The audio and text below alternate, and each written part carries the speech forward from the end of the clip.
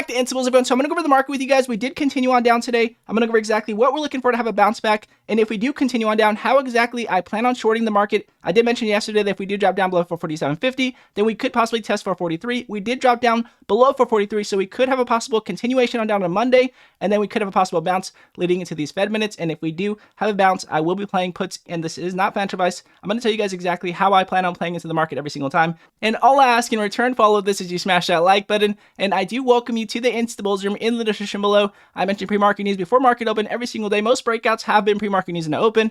Any halts worth looking at throughout the day, or any major breakout alerts worth looking at throughout the day, go to instables.com in the description below, and you will never miss a breakout alert today again. So let's jump into this one.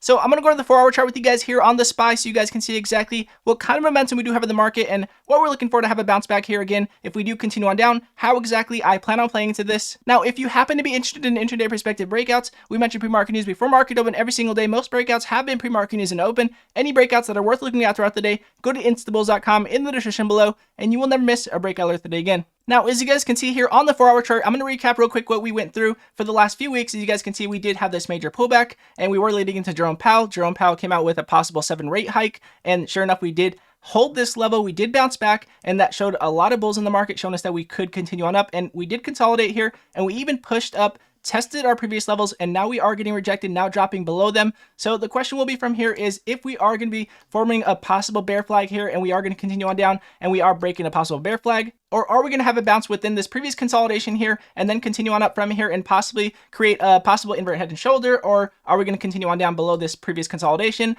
Or what exactly are we looking for here? Again, if we do have a bear flag, technically, if we do complete this bear flag, then we would be continuing on down to, again, as you guys can see, we would be copy and pasting this extension that we did have on our pull of our bear flag, and we will be extending this over. And so our measurement would be down here at about 415. And as you guys can see, no surprise here at 415, we do have a lot of consolidation here, and we did mention 415 previously. If we did continue on down, then we would be breaking down to 415. There is no guarantee that we're going to necessarily come down to 415, but one thing to consider here is that we do have Fed minutes next week. So are we going to have a bounce leading into Fed minutes? I'm going to go over the smaller time frames with you guys so you guys can see what we're looking for here. So I'm going to jump into the 5 minutes so you guys can see what we're looking for to have a possible bounce leading into those Fed minutes. And again, if we do have a bounce leading into those Fed minutes, then I do plan on playing puts into that Fed minutes. Now, as you guys can see, we will be either looking for a continuation on down on this major move that we had today to our possible gap filler that we had from a major spike that we had previously, and we could be possibly testing our previous consolidation that we had here, and we will be looking for a bounce here, or we do consolidate here and we do continue on up here, which in my opinion,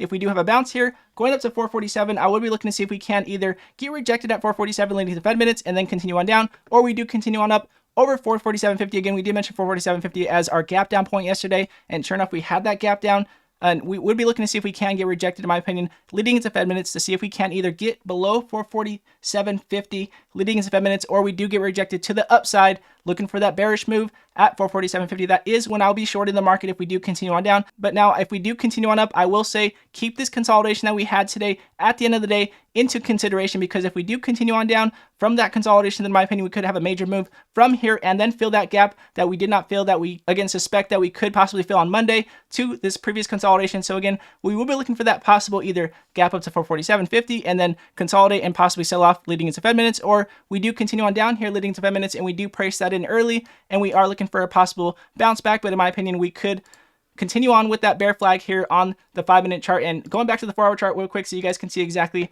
where we would be at that point in time. So as you guys can see on the 4-hour chart, if we do continue on down and we do drop down to that 415 level that we did mention from that extension from our pull of our bear flag, then in my opinion, we will be looking to see if we can get a bounce back, possibly test these levels that we had previously at about 434. So that is the outlook here on SPY. That is exactly what I would be looking for to get that possible bounce at 415. I would not be buying exactly at 415. I would be looking for that bullish momentum on the 1-minute or the 5-minute chart during the day. Of course, I will be not just blindly buying into SPY. I will definitely be looking for that bullish momentum during the day. But again, if we do get that continuation on down below our consolidation leading into Fed minutes, that is exactly what I'll be looking for here on the 4-hour chart. So again, making sure we do stay patient. Again, leading into Monday, I definitely think it's risky to play out the gate unless you are playing a YOLO play to the downside. But even then, again, you guys do know where your consolidation is, and you guys also know where you could possibly get a bounce from, which is at the top of these wicks here that we did mention on the 5 minutes. So again, we could get a bounce. We could test our 447 level going into the next week. Now, if I am going to draw our fib lines here so you guys can see exactly why I do like this level for a possible bounce,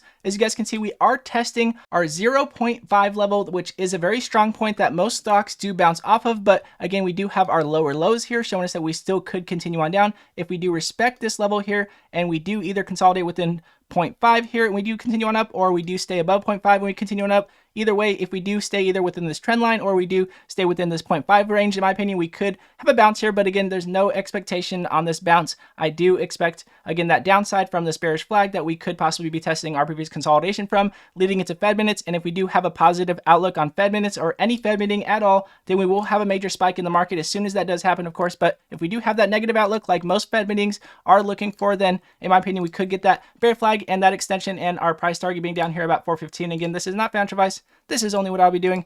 And again, with that said, if you happen to be interested in intraday perspective breakouts, I mentioned pre-market news before market open every single day. Go to instabulls.com in the description below, and you will never miss a breakout alert today again. And all of you instabulls that have been coming over and supporting the channel, all of you instabulls that have been coming over from the room and supporting the channel, I appreciate every one of you guys. Much love to every one of you guys. And again, if you guys do like this video, it does help others find it and it does help the channel grow. And I do appreciate it very much. And again, God bless you all, and I'll see you guys in the next video.